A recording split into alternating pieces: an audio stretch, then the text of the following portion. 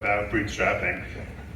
With my colleagues, we run two local news sites in Berkeley and Oakland. We started Berkeley side 13 years ago. When we started Oakland side 2 years ago, we didn't want to wait 13 years to grow the audience.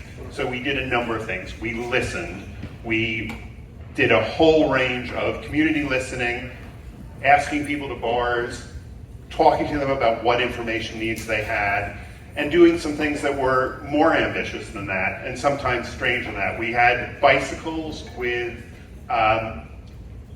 screen printing machines on them. People would make front pages, and then they could fill out what their ideal front page was.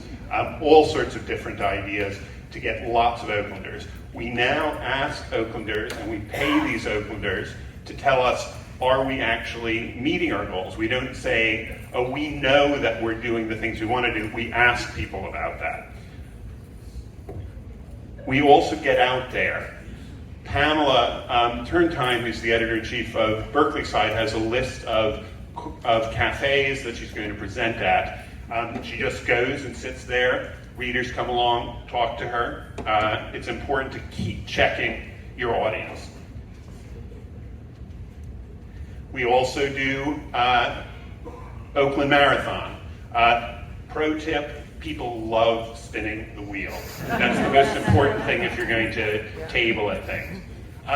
We have programs like Amplified Oakland to share the mic. We ask people about their story, and then we work with them as journalists to help them tell their story. We also share the mic. Natalie Orenstein, our housing reporter on Oakland Side, ask people to tell them the history of their houses, and she reports those, and there really is an extraordinary story about history in Oakland. We collaborate. I think a lot of you know Madeline Baer at El Timpano, which is also in Oakland. She has a fantastic audience of Spanish and MAM-speaking readers in Oakland. We work with Madeline on a whole range of things. For example, we put on our roller skates. This is Brian Kranz, our health reporter. He actually skated around Oakland, putting up posters of our vaccine information campaign, which we did in English and Spanish. We worked with El Timpano to be in Spanish. People could text us questions, and our reporters would report the answers and tell them where they could get vaccines.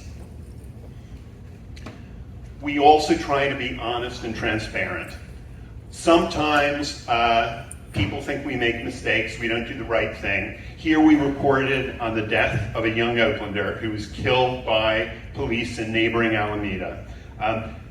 Quite a strong group of activists were very upset about how we reported that, so we were very transparent about explaining how we went about that reporting.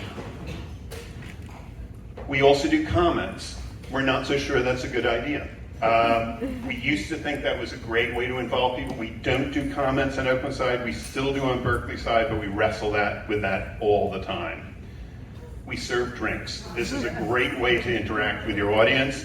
Oakland Side has, as the pandemic has eased, we've started a series of happy hours where we invite our audience to meet with us, to talk to us, to just have a good time.